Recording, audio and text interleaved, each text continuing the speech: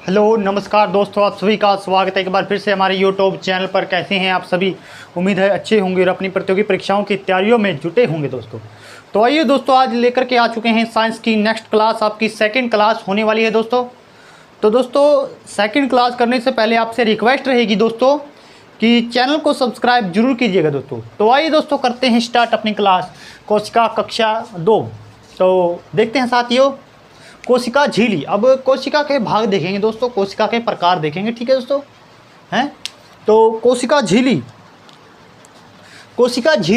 एवं प्लाज्मा झिल्ली, इसको कोशिका झिल्ली को ही प्लाज्मा झिल्ली कहा जाता है। तो क्वेश्चन आ सकता है एग्जाम में आपका कि कोशिका झिल्ली को अन्य किस नाम से जाना जाता है? प्लाज्मा झिल्ली। और आप अंग्रेजी में या इंग्लिश में इसका नाम देखेंगे तो इसे मेम्ब्रेन, काल मेम्ब्रेन, कोशिका मेम्ब्रेन कोशिका किसे कहते हैं? प्लाज्मा झिल्ली या कोशिका झिल्ली को मेम्ब्रेन, सेल मेम्ब्रेन कहते हैं। कोशिका के सभी अवयव एक पतली झिल्ली द्वारा घिरी होती हैं। यानी कि कोशिका के जो सभी अवयव होते हैं दोस्तों, यानी कि जो अवयव होते हैं वो एक पतली झिल्ली द्वारा, जैसे ये कोशिका होगी आपकी, ये जैसे कोशिका होगी दोस्तों, इसके अंदर जो अवयव होते हैं, आपके पार्ट होते हैं, जैसे यहाँ से भाग होते हैं जो आपकी, ये अवयव जो हैं आपके अवयव। तो ये अवयव हैं जो आपके दोस्तों, तो ये अंदर ना एक पतली झिल्ली, ये जो आपकी है ना, ये झिल्ली हो गई, ये पतली झिल्ली है, तो इसके अंदर ये घिरे होते हैं दोस्तों, ठीक है दोस्तों। तो कोशिका के सभी अवयव एक पतली झिल्ली द्वारा घिरे होते हैं। कार्य, तो जी अंदर जाने व बाहर आने वाले पदार्थों का निर्धारण करना। तो जी जो कोशिका झिल्ली होती है, जो सेल मेम्ब्रेन होता है आपका, वो क्या करता है दोस्तों? उसका कार्य क्या होता है? वो वर्किंग क्या करता है? वो वर्किंग करता है दोस्तों, अंदर जाने वाले व बाहर आने वाले पदार्थ होते हैं जो उनका निर्धारण करना, यानी कि कितने पदार्थ अंदर गए, कितने पदार्थ बाहर आए, उनका निर्धारण करना, ठीक है दोस्तों, डिसाइड करना। तो जी आगे आ जाता है लिपिड की बात। तो लिपिड की बनी, ये ना दोस्तों जो आपकी कोशिका झिल्ली होती है, ये लिपिड की बनी हुई होती है, लिपिड की बनी हुई होती है। ये लिपिड फास्फोगिलासराइड,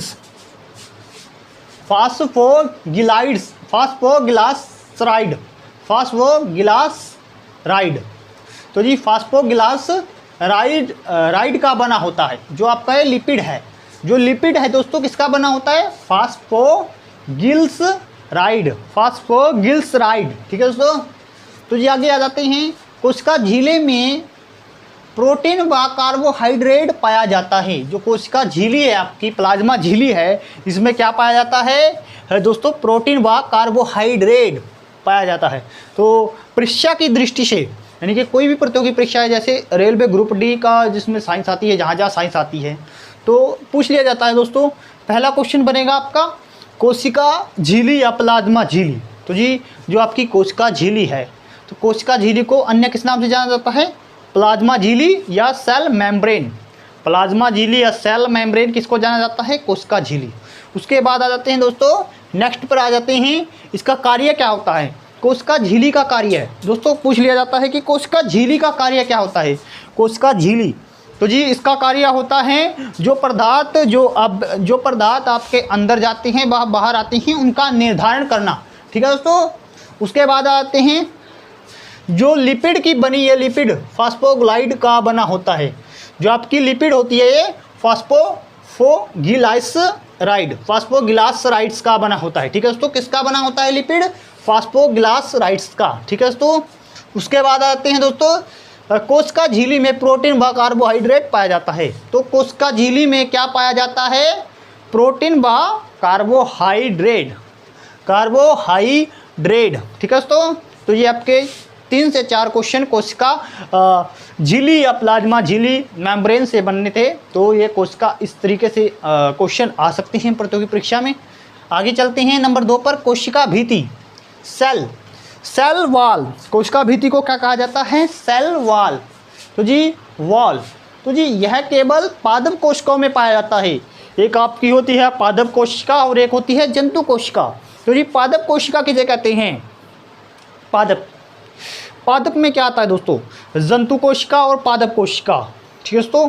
जंतु तो जी जंतु यानी कि पादप में आ गए पेड़ पौधे दोस्तों, पादप यानी कि पेड़ पौधे, जैसे इस तरीके से पेड़ पौधे जिसमें जो केवल एक स्थान पर रहते हैं, एक स्थान पर लगे रहते हैं, वो पादप कहलाते हैं। यानी कि एक स्थान पर रहते हैं वो होने कहने का तो वो दोस्तों संजीव होते हैं, वैसे निर्जीव की कैटेगरी में भी गिने जाते हैं वो, क्योंकि वो एक स्थान पर ही रहते हैं, ना ही कुछ बोल सकते हैं, ना ही कुछ कह सकते हैं, केवल हवा देते हैं। परंतु जो हमारे अंदर जो सिस्टम चलता है, जो भी प्रक्रिया हमारे अंदर चलती है, वैसी ही जो प्रक्रिया है पेड़ पौधों के अंतर चलती है। ठीक है दोस्तों, तो पादप हो गया दोस्तों, और दूसरा जंतु कोशिका, पादप कोशिका और दोस्तों जंतु कोशिका। तो जी जंतु किन्हें कहते हैं? जंतु मनुष्य आ गए और सभी जीव जंतु, जैसे कि अमीबा आ गया और भी चींटी आ गई, कोई भी आ गई, सब में दोस्तों क्या होगा? जंतु कोशिका। ठीक है दोस्तों, पादपों में बनते हैं।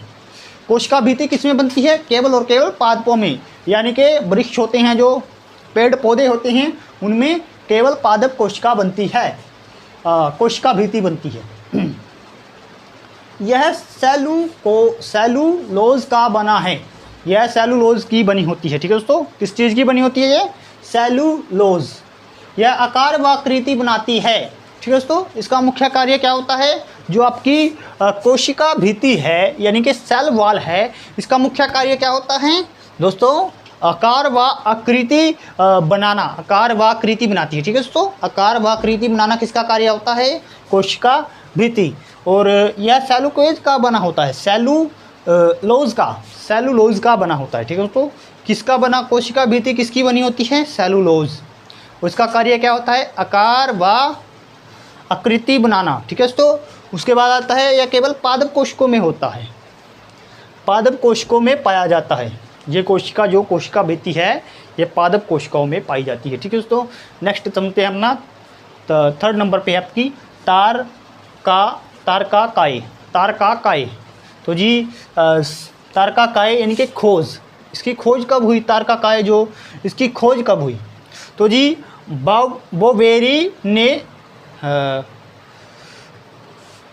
इसकी खोज बोवेरी ने की थी। ठीक है, तो बोवेरी, इसकी तारकाए है जो आपका तारकाकाए है, जो इसकी खोज बोवेरी ने की थी। ठीक है दोस्तों, तो उसके बाद आता है यह जंतु कोशिका में पाई जाती है, ये जंतुओं में पाई जाती है दोस्तों।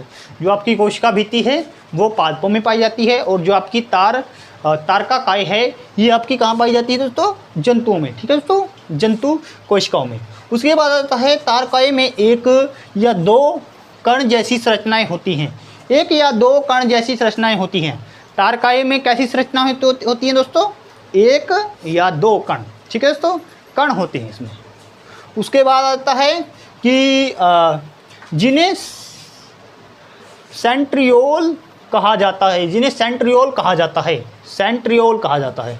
ठीक है दोस्तों, सेंट्रियोल जो जी आपका तारकाए में एक या दो कण वाली संरचनाएं होती हैं, इस संरचना को, एक या दो कण वाली संरचना को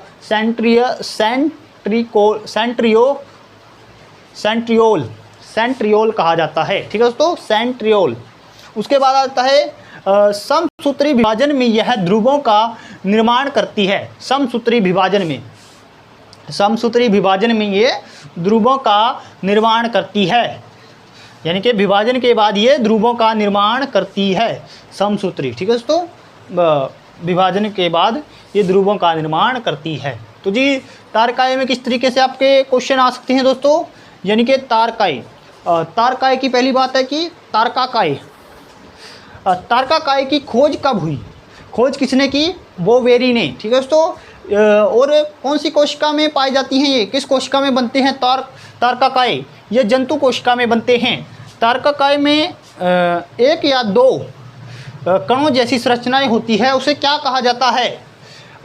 सेंट्रियोल कहा जाता है। ठीक है दोस्तों, समसूत्री विभाजन में यह ध्रुवों का निर्माण करती है। कौन से विभाजन में ये ध्रुवों का निर्माण करती है? समसूत्री विभाजन में। ठीक है दोस्तों, तारकाकाए। ठीक है, उसके बाद फोर्थ नंबर पे अपनी आती है अंतर्द्रव्य जालिका। ठीक है दोस्तों, तो जी यूकैरियोटिक कोशिकाओं के कोशिका द्रव्य में चपटे आसपास में जुड़े थैली युक्त छोटी नालिकावत जालिका तंत्र बिखरा रहता है, जिन्हें अंतर्द्रव्यी जालिका कहते हैं। यूकैरियोटिक कोशिका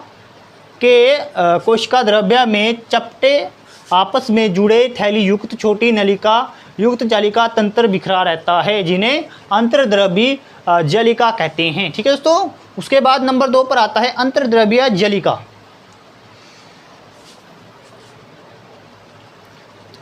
कोशिका द्रव्य में आपस में चपटे आपस में जुड़े थैली युक्त छोटी नलिकावत जालिका तंत्र बिखरा रहता है। ठीक है दोस्तों, इस तरीके से आपको याद रखना है।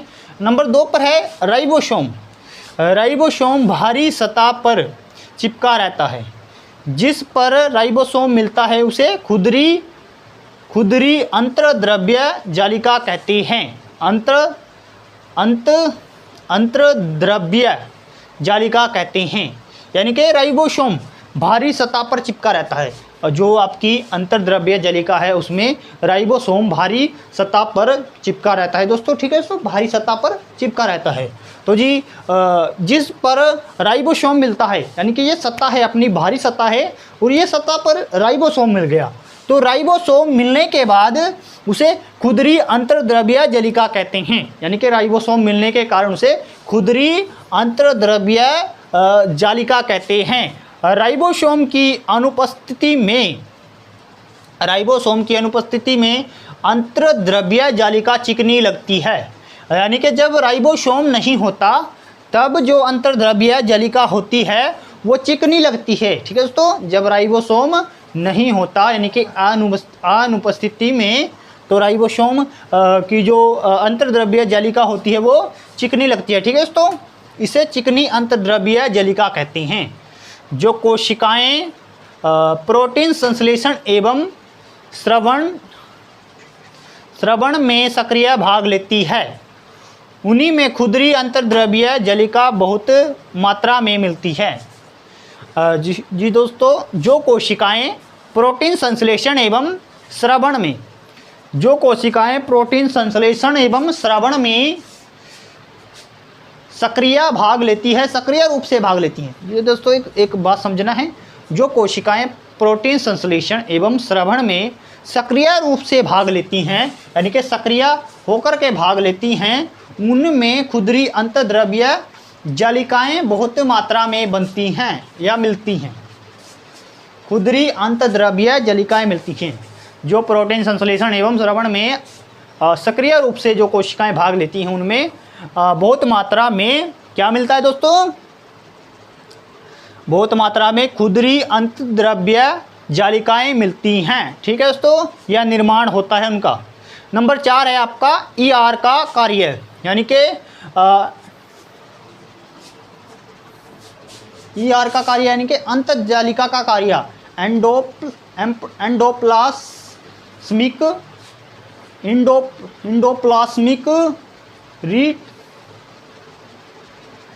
रेटिकुलमिक। चलो दोस्तों, इसको मैं बाद में बता दूंगा ये शब्द आपको, जो ये है ER का। ठीक है दोस्तों, तो ये आपकी अंतर्द्रव्य जालिका होती है, अंतर्द्रव्य जालिका होती है। तो जी इसका जो कार्य होता है ER का कार्य, वसा और प्रोटीन का संचरण, वसा और जो वसा होती है प्रोटीन होती है इसका संचारण। ठीक है दोस्तों, संचारण करना यानी कि एक स्थान से दूसरे स्थान पर वसा और प्रोटीन को पहुंचाना। संचारण यानी कि एक स्थान से दूसरे स्थान पर वसा और प्रोटीन को पहुंचाना ER का कार्य यानी कि अंतर्द्रव्य जालिका का कार्य होता है दोस्तों। ठीक है दोस्तों, एंडोप्लाज्मिक रेटिकुलम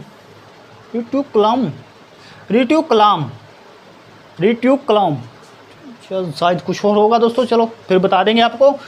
नंबर 5 पर है राइबोसोम। दोस्तों 1958 में रॉबर्ट ने इसका नामांकन किया था। नामांकन यानी कि नेम दिया था, इसको नाम दिया था, नामकरण। राइबोसोम है जो सबसे पहले 1958 में रॉबर्ट ने इसका नाम दिया था। ठीक है दोस्तों, यह राइबो न्यूक्लिक एसिड है, राइबो न्यूक्लिक एसिड। तो जी राइबो न्यूक्लिक एसिड आरएनए नामक अम्ल व प्रोटीन की बनी होती है, इसलिए इसे प्रोटीन फैक्ट्री ऑफ प्रोटीन भी कहा जाता है। राइबोसोम कोशिका द्रव्य में ही नहीं बल्कि हरित लवक, सूत्र कणिका एवं खुदरी अंतद्रव्य जालिका में भी मिलता है। तो जी राइबोसोम की खोज 1958 में रॉबर्ट ने की थी। ठीक है दोस्तों, उसके बाद आता है कि जो राइबो न्यूक्लिक एसिड है यानी कि आरएनए। तो दोस्तों जो आरएनए है इसका कई बार वैज्ञानिक नाम पूछ जाता है या फुल फॉर्म पूछ ली जाती है। आरएनए की फुल फॉर्म क्या है? Ribo nucleic acid RNA ribo nucleic acid नामक अम्ल व प्रोटीन की बनी होती है। तो जी राइबोसोम होता है जो वो किसकी बनी होती है? राइबो न्यूक्लिक एसिड अम्ल व प्रोटीन, राइबो न्यूक्लिक एसिड अम्ल और प्रोटीन, तो इन 3 चीज़ों की वो बनी होती है। ठीक है दोस्तों, इसलिए इसे प्रोटीन फैक्ट्री कहा जाता है, फैक्ट्री ऑफ प्रोटीन भी कहा जाता है। राइबोसोम को फैक्ट्री ऑफ प्रोटीन भी कहा जाता है। परीक्षा की दृष्टि से ये क्वेश्चन बनता है।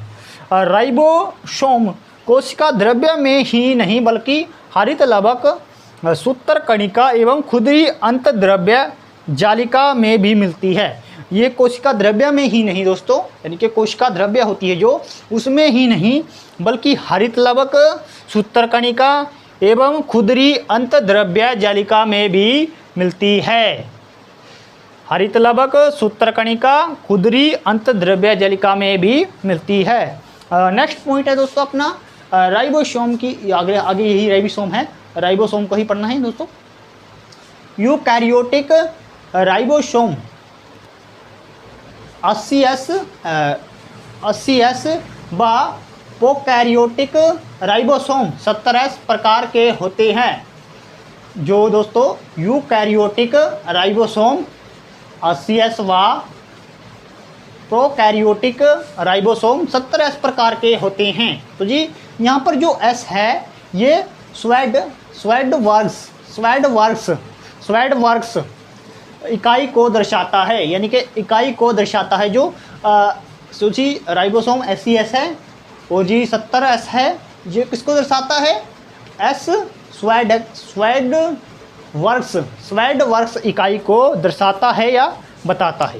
तो साथियों वीडियो आपको कैसी लगी? यदि कहीं पर गलती हो जाती है तो आप बताइएगा ज़रूर, और वीडियो आपको कैसी लगी एक बार कमेंट ज़रूर कीजिएगा और चैनल को सब्सक्राइब ज़रूर कीजिएगा दोस्तों। धन्यवाद।